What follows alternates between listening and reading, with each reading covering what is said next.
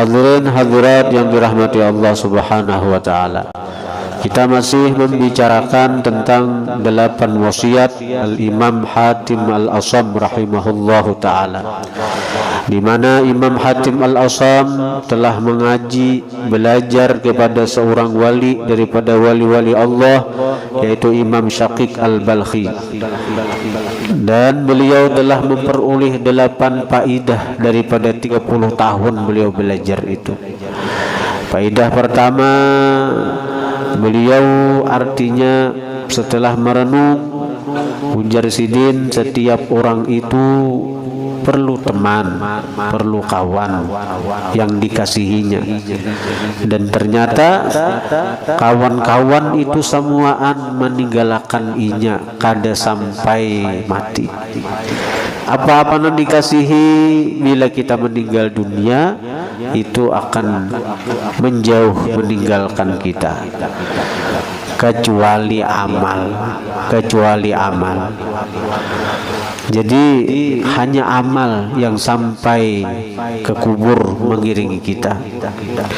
Kalau harta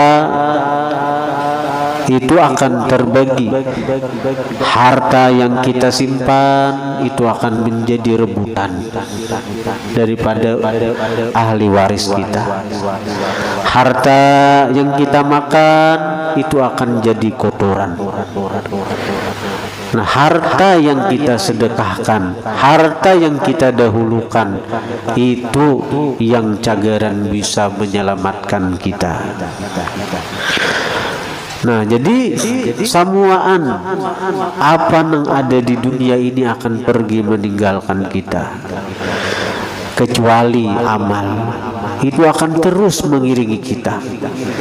In khairan fa khairun wa in syarran fa syarrun. Jika amal itu baik, maka baik pula akibat, baik pula balasan yang kita terima. Jika amal kita jahat, maka jahat pula balasan yang kita terima. Nah, lalu ujar Imam Hatim, aku berupaya wahai guru menjadikan amal ulun itu saleh, karena hanya amal saleh yang cagaran menyelamatkan ulun di akhirat. Nang kada cagaran memisahi ulun. Nah, jadi setiap perbuatan ibadah itu Sidin berupaya menjadikan itu sebagai amal saleh. Nah, Imam Syaqiq mengatakan amal itu bisa menjadi saleh kalau ada 3 perkara. Yang pertama, amal itu jangan tak pandang diri. Jangan tak pandang diri dalam beramal. Bila tak pandang diri, maka itu ujub ngarannya. Pandanglah setiap kali kita beribadah, beramal, itu adalah pertolongan Allah, pertolongan Tuhan. Yang kedua, bila kita beramal, bila kita melakukan ibadat, melakukan taat, itu jangan tanapsui, jangan tanapsui kan. Ini karena artinya hendak mencari, hendak lakas bakaramat, lalu sekali duduk hendak membaca Quran itu langsung sahatam.